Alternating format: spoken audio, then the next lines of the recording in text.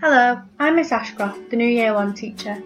Throughout this presentation, I'll be discussing what we mean by creativity, how to integrate this through a cross-curricular approach with specific reference to Robin Fogarty, and potential ways in which we can incorporate these ideas into our own teaching practice. Firstly, let's decipher what we actually mean by creativity. The NACCCE 1999 and Rinkovich 2011 share similar ideologies when defining creativity, suggesting that it can be a useful tool to consistently implement across all areas of the curriculum to provide exciting and engaging lessons for children. However, Ofsted 2010 and Pound and Lee 2010 argue that there is no set definition for creativity. Ofsted explained that this is because it can be interpreted and applied in a number of different ways. However, they do suggest a variety of methods which can be helpful for implementing creativity into the classroom. Robin Fogarty, 1991, proposed the ideology of 10 ways to integrate the curriculum, which aims to provide opportunities for children to make valuable connections whilst learning. The specific method we'll be focusing on is the webbed approach.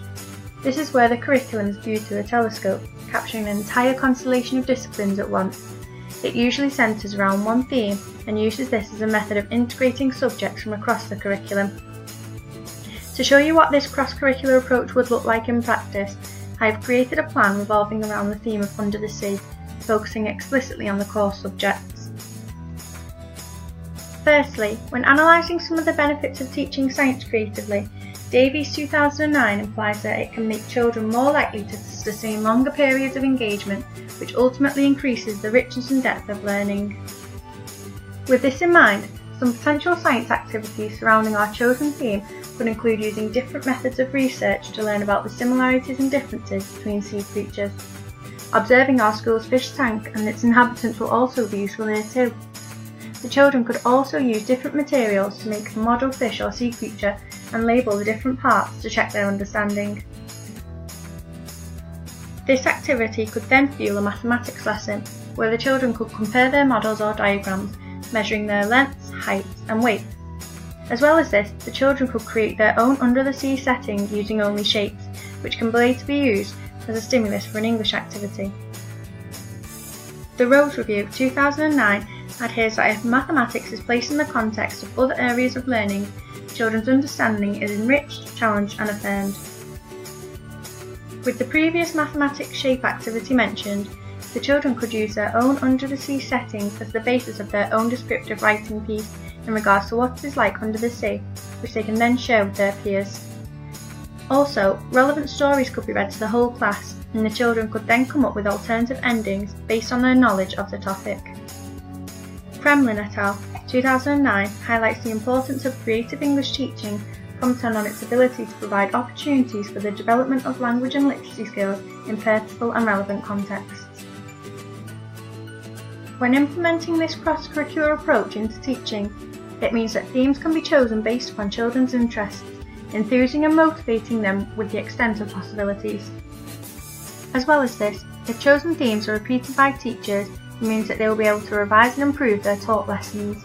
The webbed approach also models to children how different ideas are connected, presenting them with a sense of realism throughout their learning. Dewey's Theory of Knowledge 1997 also lends support to using an integrated approach, reporting that it can be a creative method of teaching transferable skills such as problem solving and thinking skills across the entire curriculum.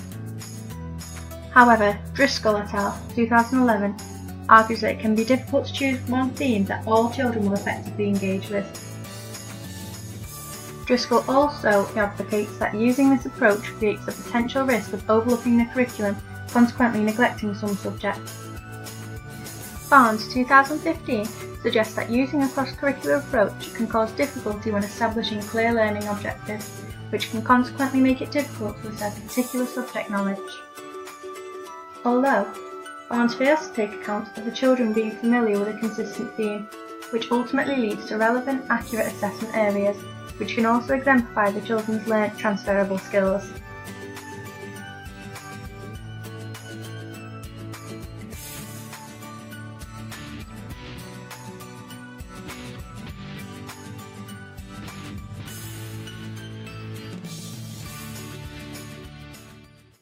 created using Powtoon.